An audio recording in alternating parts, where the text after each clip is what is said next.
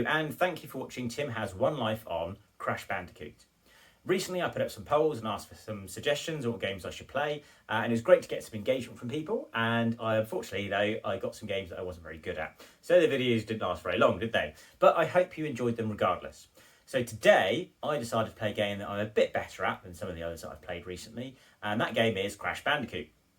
I mean, I really shouldn't have to introduce Crash Bandicoot. I'm sure everyone's played it that's watching this. If you haven't played Crash Bandicoot, what's wrong with you? Go play Crash Bandicoot right away. It's a brilliant game. I've got some very fond memories of playing Crash Bandicoot. I believe it was either a launch title for the PS1 or it was at least released very early on when the PlayStation came out. And I got my PlayStation at Christmas. And as far as I remember, I went out and the first game I bought for myself on the PlayStation was Crash Bandicoot. And I can remember playing it on New Year's, and I can't remember what year it was, but I would have been too young to go to a pub or go to a party or something at that age. But I was allowed to stay up late and play Crash Bandicoot all evening until just before midnight to then go ring in the new year with my family. But I remember playing Crash Bandicoot, just being blown away by the jump from the Mega Drive to the PlayStation 1. I think the latest Mega Drive games I had were things like Sonic 3D Blast and Toy Story. And both, fairly decent games at that time and okay graphics. I think Toy Story kind of pushed the Mega Drive as far as it could graphically at the time. But to go from that to Crash Bandicoot, you're just like, wow, look at this. You're running into the screen. You're running away from the screen in boulders and all that sort of stuff. And it was fantastic. So hopefully I'll get a bit further. Hope you enjoy the video. And let me know how far you can get on Crash Bandicoot with just one life. Okay, wish me luck. Here we go. Right, here we go. Crash Bandicoot. Classic. I did think it was funny that Crash Bandicoot is already wearing his jeans and trainers and gloves and stuff before he goes into the vortex. So what was the vortex doing? Was he already like that before? Was it that he was a Bandicoot, they turned him into Crash Bandicoot and then tried to do something else using this vortex? Who knows? And the female Bandicoot's already got human hair and human clothes, so don't really know what's going on there, but anyway, here we go, Crash Bandicoot. Absolute belter of a game. Absolutely love this game. Hopefully I do okay on this. I have played it a lot, but it's one of those games where you do die a lot. It's quite generous with the lives though, as we'll probably see while I play it. You do get a lot of extra lives and things. I mean, look at that. It just, as I said in the intro, like jumping on this from previous games I played to get this in a home console and get the PlayStation, just like, yeah, you kind of believe the hype in a PlayStation. It was a tagline back then, it was like, do not underestimate the power of PlayStation. And you play something like this, you're like, yeah, I see where that line came from, this is pretty good. Right, let's go on to Insanity Beach. So I'm playing the original version. This is on an emulator. I do have the original disc on the PlayStation, but that's all in storage, so my setup at the moment is an emulator, which I'm playing on just for convenience more than anything else. I don't really need the boxes because, all you get from that is the Wumpa Fruit, which gives you lives or extra lives and things like that. The only thing I'll really be looking out for is the masks. Obviously masks give you an extra hit point of damage, but Pitfall Deaths will be all she wrote. So let's see how I do. I'm not going to bother with the crates really, am I? I did find, and I can't help myself, some pits I will probably get some crates, just through force of habit. But I did really enjoy the fact that you would have the challenge to get all the crates. If you completed a level without dying, it would, and you got all the crates, you'd then perfect it and you'd get a gem. And then some of the gems you would have to get from certain levels, which then they appear as platforms. Again, I'm sure most of you know this already, but I just thought that was really cool because back then you didn't have achievements and you didn't have DLC and things like that. So if you finished the game, that was it. And it kind of felt like you could finish this game and think, this was really good. Is there anything else I could do? It's like, yeah, actually, you can go back and 100% the game by getting every crate on every level. All right then. So I did that and it was really great. I think I did get stuck on a few. The good thing is, oh my god, oh, I nearly got that up. Whoops. This bit's quite helpful because it shows you how many crates you missed. I can fast forward this actually because I'm on an emulator, so way. Obviously I missed loads. And some levels you'd be like, you missed one. Like, where's that one box? I can't see. It's probably off screen somewhere.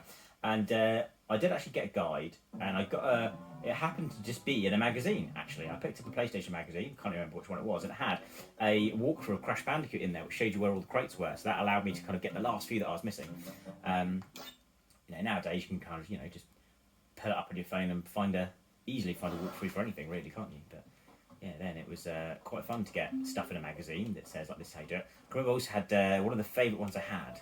So I had a magazine that had an insert for Mortal Kombat, and it had all the moves and all of the fatalities, because obviously in the Mortal Kombat game, they didn't tell you what the fatalities were. It's like, that's why I want to play it, I want to do the fatalities, and they didn't have the button configuration for it, and yeah, I had a magazine that told you what they were, so that was pretty cool. And you got the tags there for the bonus stages. I did think it was, oh dear. It was a bit harsh, I think, that you would have the bonus level, and you would need to complete the bonus level in order to have a chance to save it, if you remember. So you couldn't just you didn't just save from beating a level. You would have to save after beating a bonus level or get a password. There you go. There's one of the gems. Look, obviously I get close, disappears, so I'm not going to be able to get all the crates on this level. They had passwords back then, which was weird as well, I thought, because obviously now you have this introduced the memory card. I guess they must have thought that back then not everyone was going to have a memory card yet, so they included passwords, and passwords in games slowly died out a bit. I mean, even the Mega Drive you could save towards the end, couldn't you? There's a few Mega Drive games that allowed you to save in the cartridge rather than have a password. Obviously, again, I don't know why I did that to myself because I'm putting pressure to get across, or I didn't need the live. I have played the Insane Trilogy, and it's nice. It looks very good. The textures are all there. Crash Bandicoot looks fairy and all that sort of thing, and it looks cool. But it's definitely not quite right. There's definitely something not right about it, and it's something to do with the jumping mechanic. And I think, and feel free to comment on this, I think they've taken the Crash 2 or Crash 3 like physics and then ported them into Crash Bandicoot 1 because it's the same Crash sort of model and object throughout all three games. Too slow. And yeah, I think that it's not quite right. So in this, it's very subtle. So you don't quite notice it, but the bits where you have to jump across one crate at a time like a bridge, and you have to edge forward slightly to hit them but not fall off. That's difficult in this as it is, but doing it in the Insane Trilogy is really hard. And I think you can't adjust your jump as much once you've left the ground. And maybe that's what it is. I think it's just a little bit of a physics or a jumping mechanic or something that's a little bit off, and it just makes this game in particular quite hard because there's a lot of precision jumping you need to do to get through the levels. But hey, let me know what you think, if you found the same. I can't be the only person that's found that. Right, let's make sure I've got another mask, so I'm all masked up.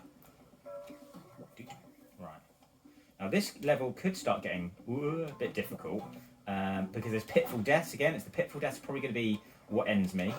Or if I am able to get as far as the boulder dash level, it will probably be a boulder. That is quite a challenging bit. Again, doable, but you have lots of lives in this. I've been picking up lives, I've been going through, and I've been trying to get the lives, and I've been grabbing lives here and there. So there you go. There's another one. Let's get it just for the fun of it. You see, I've got 10 lives. So if I do take like 3 attempts at the boulder level or something, it's not a big deal. But obviously today, I'm going to try and get as far as I can without dying. It'd be interesting to know if anyone gets further than me. Have I set a decent standard? I'd like to set, a fairly, commendable benchmark if I can. I certainly didn't do that on Pro Protector 2 or Ghosts and Goblins. I think I did on Toki. Yeah. Oh, excuse me. Luckily there's none on that. I think, Toki was pretty respectable. Alicia Dragoon was pretty respectable as well. But I really want this to go well because I do like Crash Bandicoot, and it would make me feel good if I got far. I'm not going to bother with the bonus stages because don't actually need them. God, do you remember that later? If you needed to complete a bonus stage in order to save, what if you needed to do something? Like, I don't know, it's time to go to school, or your mum's shouting at you that your dinner's ready, turn that PlayStation off, and you're halfway through a bit, and you're like, well, not only do I need to beat this level, I need to get a bonus stage and beat the bonus stage to be allowed to save. It's hard times, eh? Right. There we go, that's all going nicely. There we go, I think that is the end of that level. There's all the gems that you could get to get those platforms. Off we go. Right, that's 3 levels done. I don't think that's too bad, but let's see if I can get past the laryness that is the boulder level. I think this is going to be the biggest challenge. I mean, what's after that? Then there's the river level, and that's, yeah, some very difficult precision jumping in the river levels, and obviously if you land in the water you die. So even if I get past this, it might not go much further, but let's see how it goes. I think I'm going to give it an honest try. Here we go. This does just make me feel nervous. The worst thing about this as well is sometimes you catch a corner or you catch a box or something, slows you down just a little bit, but it doesn't kill you at that point. And you think you've gotten away with it, and the boulder just gets closer and closer and closer, and you realise, no, one little error somewhere earlier has caused me to be too slow in this later bit. And it lulls you into false sense of security. Obviously you're trying to get the boxes on these as well, you'd have to get the boxes too. Right, let's just clear that out of the way, I need to catch my breath. Oh dear, right, okay. I've got a bad feeling about this. Let's go. I have got a very bad feeling about this. Yeah, you can kind of keep an eye on the shadow on his feet. Let's just make sure all the things are going to guide me a little bit. Let's just not get caught by those bits on the wall. Come on. Right.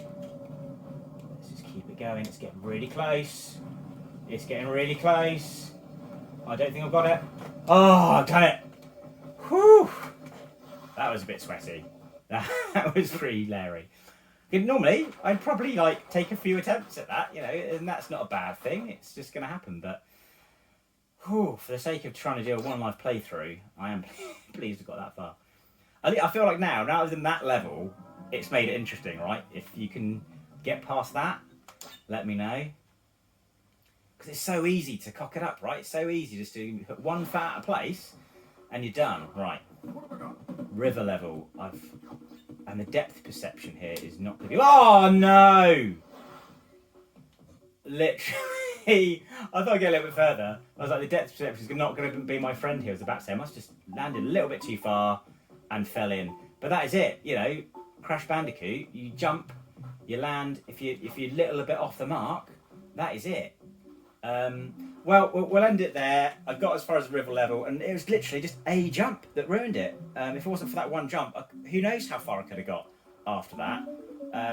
So I think this was a good game to try it on, because I think it is a good challenge, I think, Crash Bandicoot, to do it in one life. So let me know how you get on if you want to give it a go as well. Let me know if there's any games you'd like me to try. And thanks for watching. Until next time, Tim out.